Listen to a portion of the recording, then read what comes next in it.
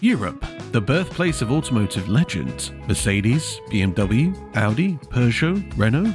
For decades, they ruled the roads. But a silent revolution is coming. An electric wave so powerful it threatens to wipe out entire brands. Forget gas guzzlers, forget diesel. This isn't just about new engines, it's about survival. And some of Europe's most beloved car makers are already on life support. If you own one or plan to, you need to hear this. For years, we debated electric cars. Were they a fad? Too expensive? Not enough range? Well, that debate is over. The European Union has set a deadline, 2035. New petrol and diesel car sales are gone. This isn't a suggestion, it's law. And it's sending shockwaves through boardrooms from Stuttgart to Turin. Some brands are racing ahead, pouring billions into new platforms, gigafactories, and cutting-edge tech. But others are stuck in the past. And for them, the future looks incredibly grim. Here's what's really happening behind those gleaming showroom windows. To survive the EV revolution, a car company needs three things: massive capital for battery technology, completely new manufacturing infrastructure, and the ability to abandon everything they've built over the past century. According to industry analysis, transitioning a traditional automaker to full electric requires an investment of 20 to 30 billion euros minimum. That's not profit, that's pure cost. And some European brands simply don't have it. It's not just regulation, it's competition. While European giants were busy perfecting their petrol engines, a new force emerged: Chinese EV manufacturers. They're not just coming, they're already here. BYD, NIO, Xpeng, Geely, names most Europeans couldn't pronounce 5 years ago, are now stealing market share at an alarming rate. The numbers are terrifying for traditional brands. BYD's Dolphin EV sells for 25,000 euros. That's 10,000 euros less than a comparable Volkswagen ID.3. The Ora Cat from Great Wall Motors? 30,000 euros for technology that rivals a 50,000 euro Mercedes. These aren't cheap knockoffs anymore. They're well built, technologically advanced, and backed by massive government subsidies that European brands can only dream of. In Norway, Europe's most advanced EV market, Chinese brands already captured 15% market share in 2024. That's expected to hit 25% by 2026. When 1 in 4 EVs sold is Chinese, where does that leave Peugeot, or Fiat, or any brand that's still figuring out battery chemistry while BYD builds their 7th gigafactory? If you're enjoying this breakdown of Europe's automotive crisis, hit that subscribe button now, because what's coming next will shock you even more. Let's start with the elephant in the room: Stellantis, a mega corporation formed from PSA and FCA. They own 14 brands, and at least 5 are doomed in the electric age. Why?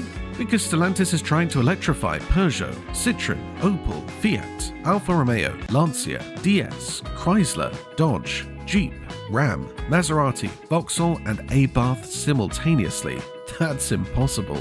Take Lancia. Their electric strategy consists of one car, the new Ypsilon, priced at 35,000 euros. That's premium money for a city car in a market where Lancia has zero brand recognition outside of Italy. Their last meaningful innovation was in the 1990s. They have no EV platform, no battery technology, and no charging infrastructure partnerships. When competing against Tesla's supercharger network or Volkswagen's Electrify Europe, Lancia might as well be bringing a bicycle to a Formula 1 race. DS Automobiles is equally doomed. Meant to be France's Tesla fighter, it's become a sales disaster. Their electrification strategy involves taking Peugeot EVs and adding leather seats. The DS3 E-Tent starts at 41,000 euros, more expensive than a Tesla Model 3 with none of the technology, charging infrastructure, or brand appeal. In 2024, DS sold fewer than 40,000 cars total across Europe. Tesla sells that many in a bad month. The math is brutal.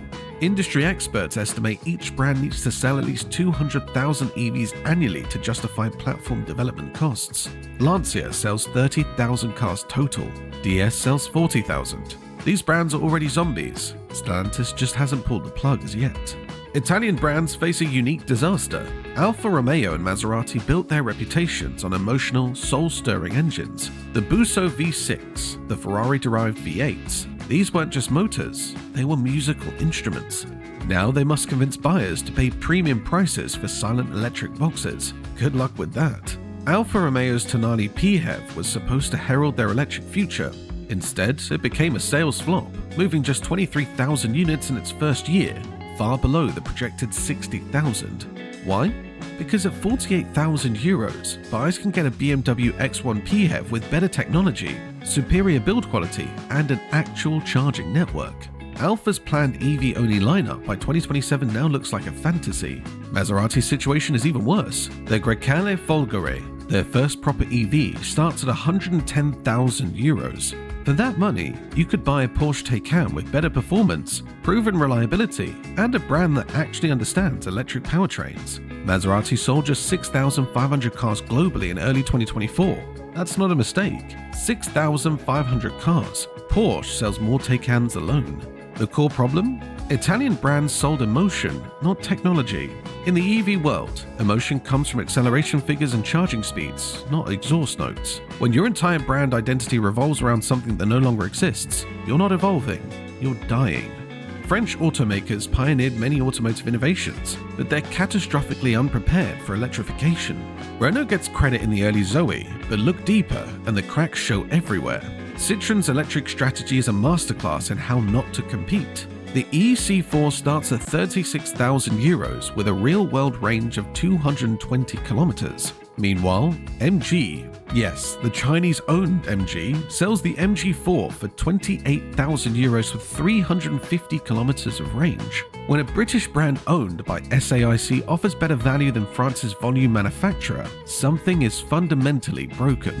Peugeot looks stronger on paper with the E208 and E2008, but they're bleeding market share to Volkswagen Group and Chinese rivals. The problem? Platform inefficiency. PSA's EMP1 and EMP2 platforms were adapted for electric, not designed for it. This means higher costs, compromised packaging, and inferior efficiency compared to purpose-built EV platforms from Tesla, BYD, or even Volkswagen's MEB. The numbers tell the story. French brands' combined EV market share in Europe dropped from 15% in 2020 to 11% in 2024. By 2026, analysts project single digits.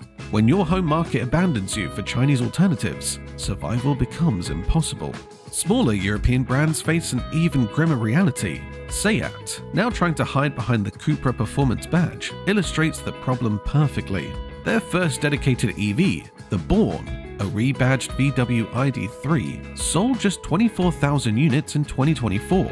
For context, Tesla delivered 24,000 Model 3s in Germany alone last December. The investment math destroys small brands. Developing a competitive EV platform costs 5 to 10 billion euros minimum. Seat's annual revenue? 11 billion euros, and that's before costs. They literally cannot afford to compete independently. Volkswagen Group might keep the nameplate alive, but Seat as an independent entity with its own platforms and technology? Dead by 2027. Smart ended production in 2024, transforming into a Chinese joint venture. Lada pulled out of Europe entirely. Even Suzuki, despite modest success with hybrids, has no credible EV strategy for Europe. Their CEO admits they're studying battery technology while competitors launch their third-generation EVs. The pattern is clear. Brands without 20 billion euros plus for EV development or Chinese partnerships will disappear, no exceptions. You'd think luxury brands could weather this storm. Higher margins, wealthy customers, pricing power. Surely they're safe. Think again. Jaguar's already announced its suicide plan. Kill every current model and return in 2026 as an ultra-luxury EV brand starting above £100,000. Translation? We can't compete, so we're retreating to a niche so small it might not even exist. The I-Pace, Jaguar's first EV, proved their incompetence. Launched in 2018 with outdated battery technology, inefficient motors, and software so bad that owners formed support groups. By 2024, used I-Pace values had crashed 65%, worse depreciation than any comparable luxury EV. Now Jaguar wants customers to trust them with £100,000 plus purchases? The brand is already dead, they just haven't admitted it. Land Rover faces different but equally fatal challenges. Their customers buy for off-road capability, towing capacity, and range. Everything EVs struggle with. The Range Rover EV promises 400 kilometers of range, but tow a horse trailer and watch that drop to 150. Add the complexity of water fording with a battery pack, and you understand why traditional Land Rover buyers are defecting to diesel Toyotas. Even Bentley and Rolls-Royce aren't immune. Their first EVs are delayed, expensive to develop, and face competition from Lucid, Mercedes EQS, and Chinese ultra-luxury brands like Hongqi. When nouveau-rich buyers can get similar luxury with better technology from new brands, why cling to tradition? But surely German brands will survive. That's what everyone assumes. And yes, Mercedes, BMW and Volkswagen will likely adapt, but at tremendous cost and with casualties. Volkswagen is already in crisis. Software problems with their ID series led to billions in losses. The Trinity project, meant to be the Tesla fighter, is delayed until 2028. Meanwhile, they're closing German factories for the first time in history. Herbert Diess, former CEO, warned that Volkswagen could become another Nokia if they didn't transform fast enough. He was fired for saying it, but he wasn't wrong.